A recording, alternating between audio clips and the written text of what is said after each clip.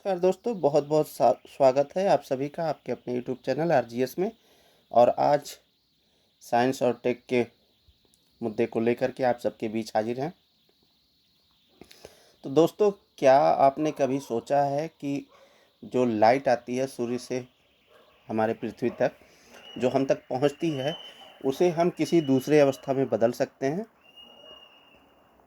शायद नहीं सोचा है तो अब सोच लीजिए, क्योंकि हुआ है यूँ दोस्तों कि अब साइंस इतना आगे निकल चुका है कि उसने वो कर दिखाया है जिसकी किसी ने कल्पना तक नहीं की थी।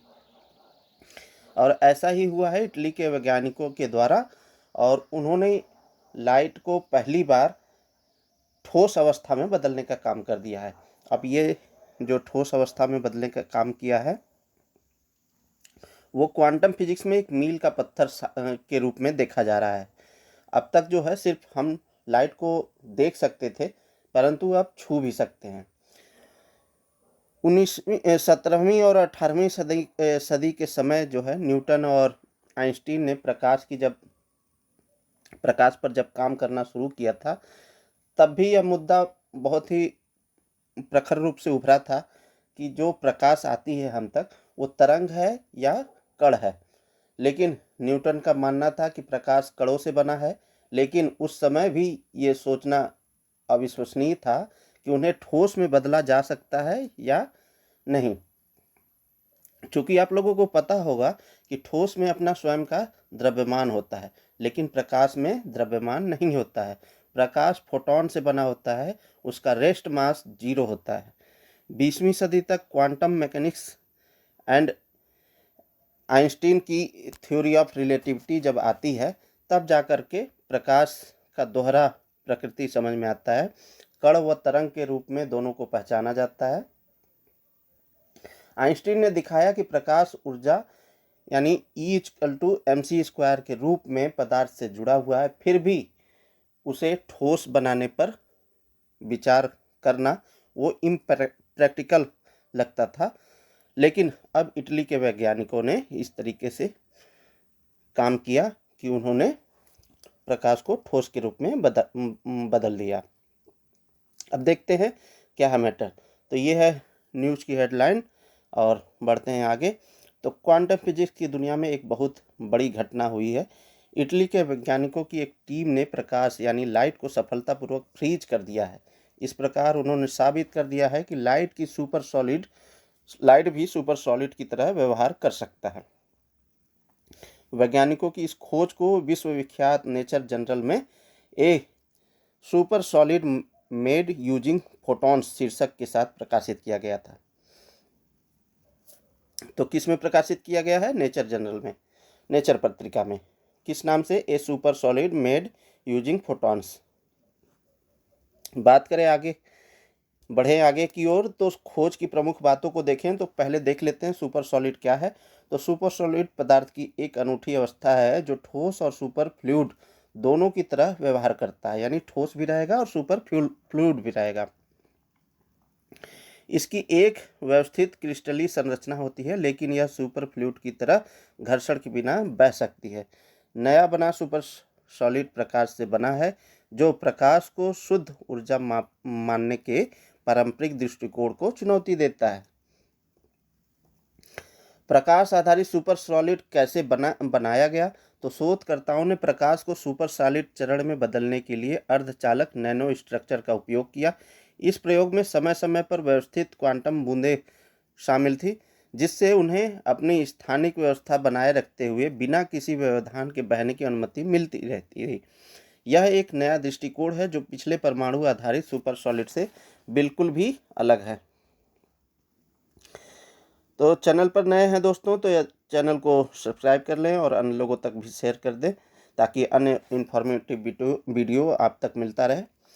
वैज्ञानिकों ने प्रकाश को फ्रीज कैसे किया है? तो समान तौर पर जब कोई लिक्विड फ्रीज होती है तो उसके मॉलिक्यूल्स व्यवस्थित तरीके से जम जाते हैं, अर्थात स्ट्रक्चर्ड सॉलिड हो जाते हैं। लेकिन हुआ क्या है कि प्रकाश को फ्रीज करने के मामले में ऐसा नहीं हुआ है। यहाँ वैज्ञानिकों ने क्वांटम इफेक्ट वाले तापमान अर्थात एब्सोल्यूट जीरो यानी 0 केल्विन या -273 0.15 डिग्री सेंटीग्रेड पर लाइट के साथ प्रयोग किया। एब्सोल्यूट जीरो तापमान की वह स्थिति है जब मॉलिक्यूल्स की स्पीड पूरी तरह से रुक जाती है, जिससे फ्लो ऑफ मॉलिक्यूल रुक जाता है। पृथ्वी के खुले पर्यावरण में इस टेम्परेचर को प्राप्त करना अब तक संभव नहीं है, इसलिए वैज्ञानिकों ने प्रयोगशाला का उपयोग किया था। नेचर पत्रिका में बताया गया है कि यह स्टडी पूरी तरह से बीईसी की अवधारणा पर आधारित है। बीईसी का फुल फॉर्म होता है बोस आइंस्टीन कॉन्डेंसेट्स, अर्थात यह अल्ट्रा कोल्ड व्यवस्था जहां पर एटम्स या सब atomic particle absolute zero kelvin temperature पर ठंडे होते हैं। जब अत्यधिक संख्या में फोटॉन्स प्रकाश के कण मौजूद थे तब उन्होंने असमान व्यवहार करना प्रारंभ कर दिया था और एक पैटर्न बनाया। इस प्रकार प्रकाश के कणों ने सुपर सॉलिड बिहेवियर दिखाया। इस अध्ययन के बाद वैज्ञानिकों ने समझाया कि यह फोटॉन्स सैटेलाइट कंडेंसेट्स क्रिएट करते हैं जिसकी वेव नंबर्स विपरीत होती है लेकिन एनर्जी एक जैसी होती है। यह सभी आइसो एनर्जेटिक होते हैं। ठीक है, सुपर सॉलिड लाइट की खोज का महत्व की बात कर ले तो इससे फायदा क्या होगा, इसकी महत्वता क्या है। तो क्वांटम टेक्नोलॉजी के लिए यह एक युग परिवर्तनकारी जैसी स्थिति उत्पन्न हुई है। क्वांटम कंप्यूटिंग में क्वांटम कंप्यूटर की मूलभूत इकाई यानी क्यूबिट्स की स्थिरता को बढ़ाने में सुपर सॉलिड लाइट का उपयोग किया जा सकता है।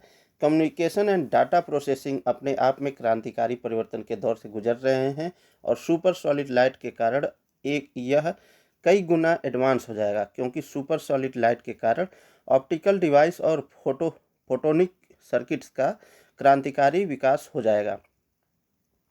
इसके अलावा पूरी दुनिया में हजारों परिवर्तन हो सकते हैं, ऐसे बदलाव जो पृथ्वी पर मानव जाति के विकास के लिए महत्वपूर्ण भूमिका निभा सकते हैं।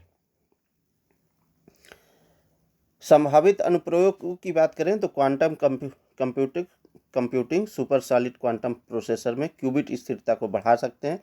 सामग्री विज्ञान की बात करें तो सुपर सॉलिड को समझने से नई उच्च प्रदर्शन सामग्री बन सकती है और इसके साथ ऊर्जा को भंडारण भी किया जा सकता है। प्रकाश आधारित सुपर सॉलिड की खोज फोटोनिक ऊर्जा भंडारण में क्रांति ला सकती है, क्योंकि हम उसे स्टोर कर सकते हैं। प्रकाश उत्सर्जक उपकरण यह खोज अगली पीढ़ी की ऑप्टिकल तकनीकों को सक्षम कर सकती है।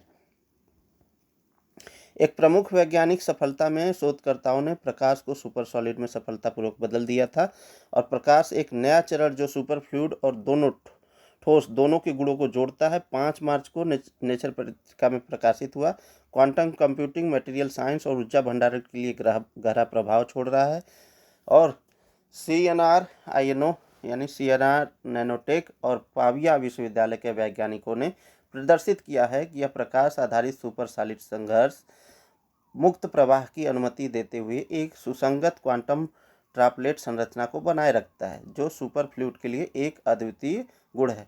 यह मील का पत्थर प्रकाश पदार्थ अंतःक्रियाओं को समझने के नए रास्ते खोलता है और भविष्य में उन्नत फोटोनिक अनुप्रयोगों की ओर ले जा सकता है। तो यह था दोस्तों साइंस एंड टेक से जुड़ा मामला और हमने कोशिश की कि आप तक इस न्यूज़ को पहुंचाया जाए। यदि वीडियो अच्छा लगा हो, यदि आप लाइट को आप छू सकते हैं, हालांकि आम आदमी के बस की बात नहीं है, लेकिन वैज्ञानिकों के स्तर तक तो पहुंच में है और ऐसी इन्फॉर्मेटिव वीडियो प्राप्त करने के लिए चैनल को सब्सक्राइब करें, अन्य लोगों तक भी शेयर करें। मिलते हैं किसी नेक्स्ट वीडियो में, तब तक के लिए बहुत बहुत शुक्रिया, बहुत बहुत धन्यवाद। जय हिंद।